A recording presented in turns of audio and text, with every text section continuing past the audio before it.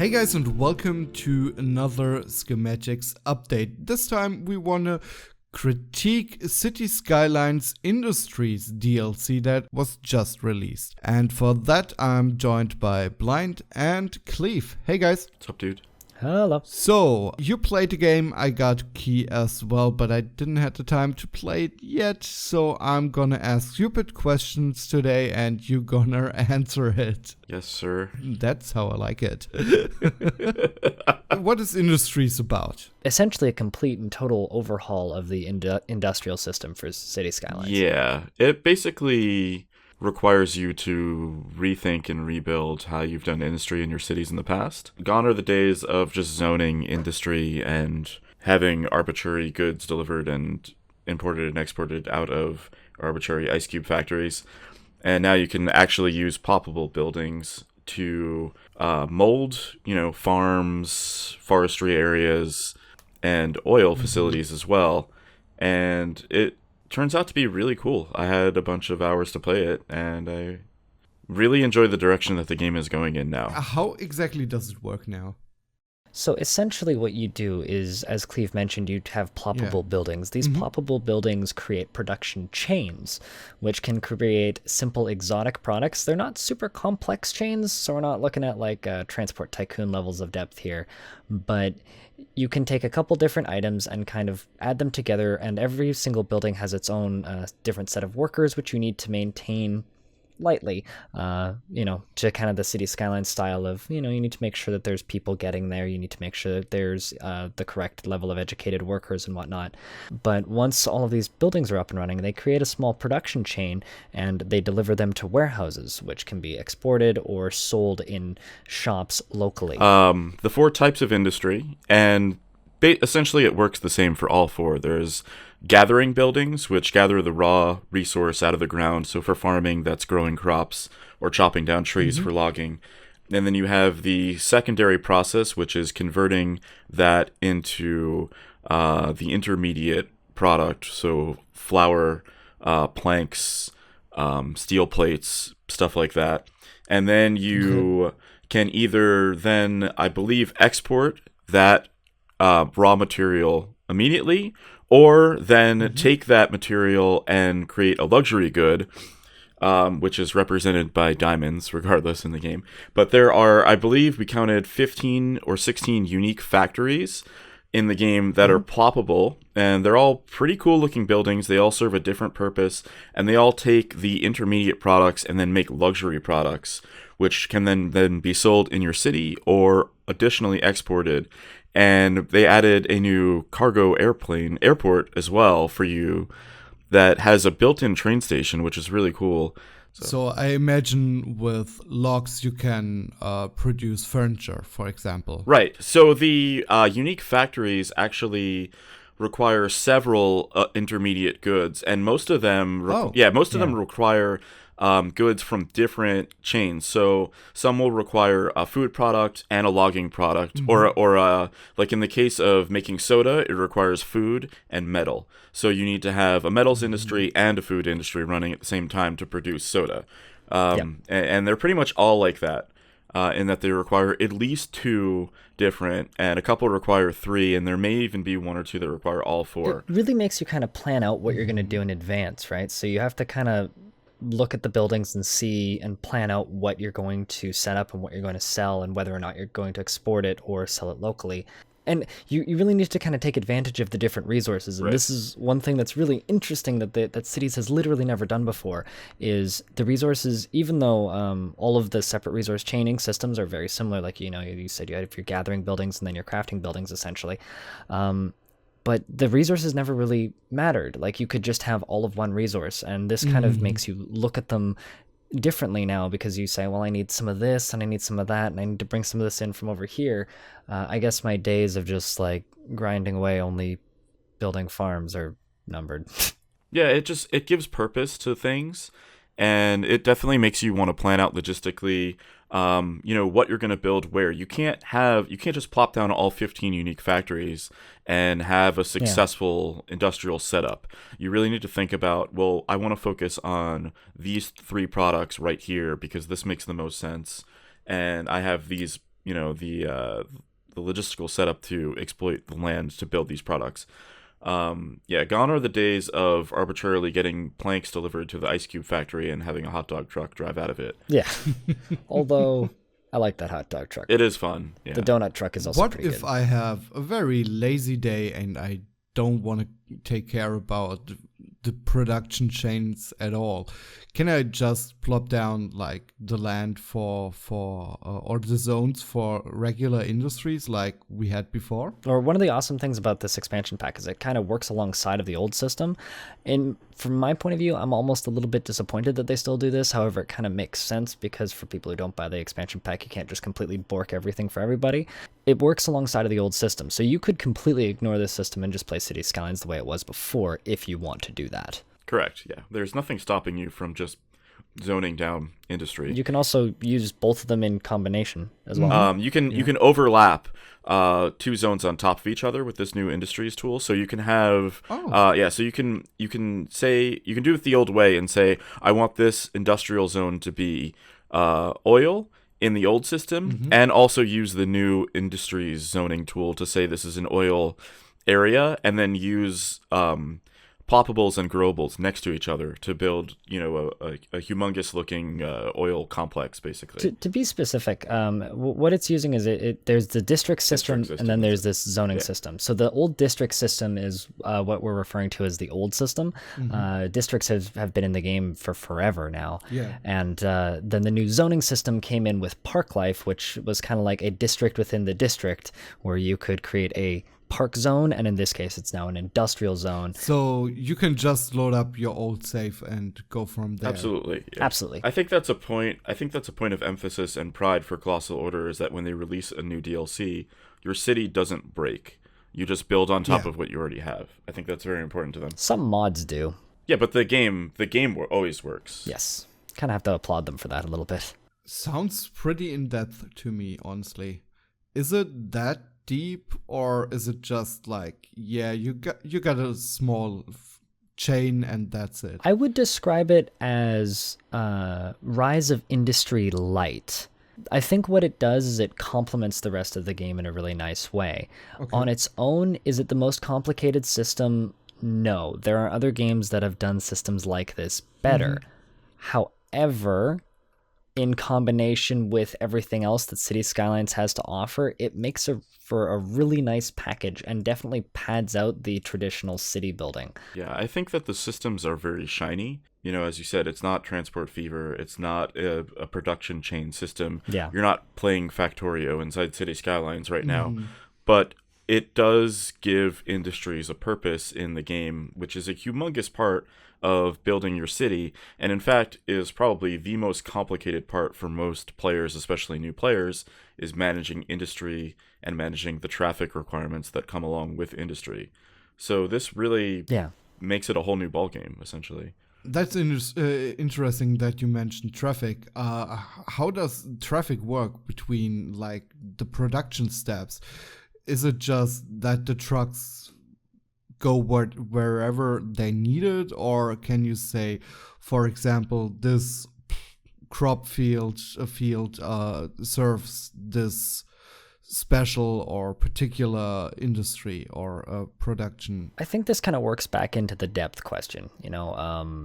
It is still City Skylines, so you're not like connecting a field to a building specifically.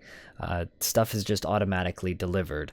One thing that's really nice is you can actually click on the buildings and you can see how many trucks they use and how many trucks they're currently using. So you can get it's just like the old bus system. You can get a sense of, if I have this building, it has the potential to put X impact on my road system. So you can utilize that knowledge with your planning. You can also click on a building and see a progress bar of how much raw material or produced material that building is storing and how much it could potentially store. So you can use that to your advantage to then determine how many trucks potentially could be coming towards this building or away from this building. And then on top of that, you can utilize the warehouse system to store the excess. And the warehouses have 3 settings. They have empty, fill, and balance. And that determines the impact of your importing and exporting, essentially. So if you have a warehouse set to fill, it will want to try to import whatever material would go inside that warehouse. Storage facility, rather. So, like, if you have a grain silo and it's set to fill, it's going to try to fill it with all of the grain that you produce. And if you don't produce enough to fill it, it will try to import from external sources, and then you utilize that grain to build the flour and stuff like that. If you set it to empty, it'll always try to sell any excess you have. If you set it to balanced, it'll try to keep it at 50%. So you always have some, but you're selling a little bit more. So in terms of traffic, you can really get a sense of exactly how much your facility is going to impact. It's funny that we're talking a whole lot about traffic here, because there's actually a new road type that's been added in as well, which is the industrial roads, which are a 2-lane road, and they're significantly cheaper than your average roads, but they produce higher noise pollution. And I think they also don't require as much maintenance. Yeah, they look like kind of old and skanky. I kind of love them, actually. Yeah. I love the way they look. They look super janky, kind of in an awesome way. Yeah, they look great. Yeah. One thing that we didn't mention yet is that you touched on is how good everything looks. City Skylines stuff always looks very good. The assets look very good. And yeah, it's a very pleasing game to look at when you're playing it. One thing I kind of wonder about is, you mentioned earlier, Cleave, that there's importing and exporting. How does it work? Do I tell the factory, okay, I want to consume the good or the product you just produced locally, or exporting? Or is it more like, if there's a need in your city, it's the second. Basically, things happen implicitly based on how much zoning you have and how much and how you set your warehouses. Basically, the game will decide what to do with your products just based on how much you need and how much you have. This has always just kind of been the way that City Skylines has worked. Before, it was always just kind of an enigma, like, where's my stuff going? Where is it coming from? What's getting exported? What's getting imported? So at least now we have a little bit more control, but in the grand scheme of things, it's still City Skylines. Alongside of the DLC, they also added some free stuff. So we got a toll booth system and a post office system. Toll booth sounds, for me, like it's gonna fuck up your traffic even more. It does. Okay, perfect. But it makes money. It does make money. Yeah. It's like adding in a forced slowdown. One nice thing about the toll booths is, because it causes a forced slowdown. You can use a toll booth to discourage people from taking a road unless they really need it. There's also a way to turn on an easy pass system or a fast pass system on the toll booth to not quite bring traffic to a halt, but still control flow. I have to do some more experimenting with these, but it's really nice to have them, because they're a realism thing that I never realized I wanted. Yeah, just having a toll booth built on a road. There were always tons of assets you could download that were, non-working toll booths just to look cool. And now there's actually a gameplay functionality for them, which is great. Another thing they added is post office. How does it work? Why does it work? And what? Why? It works the same as any other service that you drop down in the game. Essentially, it generates more traffic and it makes people happier. Everything in City Skylines is basically based around some sort of entity existing either on a road or not existing on a road, depending on how you've set up your walking paths. So you place down a post office, and then you see a whole bunch of smiles, because that's the smile wave that goes out when you place down something, and you can see its effect. It feels good, man. You can see its effect on the roads. You can see its coverage, just like any other fire or police or any service like that. And then a postman drives around and delivers the mail. And I can't say for certain, but I have to believe that there is also an importing truck that comes in off the main road to deliver the mail in the first place. I need to play with it a little bit more to find out, but I would be surprised if it didn't work that way. How do you like it? For me personally, it builds on a lot of mechanics that I criticized heavily from Park Life, but I think it actually makes good on them. Park Life was an expansion pack that I put a decent amount of time into, and I quite enjoyed. However, I think it was fundamentally flawed in a lot of ways. Yeah. And I feel that this really builds on those ideas, and I think pulls them off quite a bit better. And the final result is actually making City Skylines feel a lot more enjoyable to me. I've always wanted City Skylines to feel like a management game, and it's always just felt like a traffic clusterfuck simulator.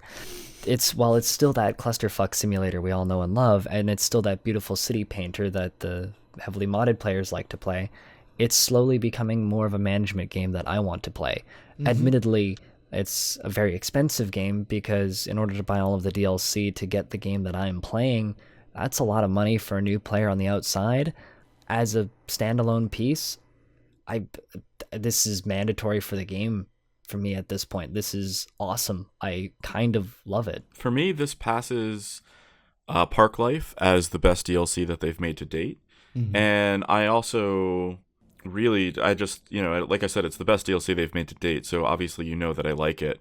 I wanted features like this built into the game from the very beginning, and I was a little bit disappointed that the game didn't work like this when it came out, but the fact that we're still talking about City Skylines 3+ years later is A, a really good sign. B, I think it's a really good sign that the best, in my opinion, 2 DLCs that have ever come out for the game are the last 2 DLCs that have come out 3+ years after the release of the game.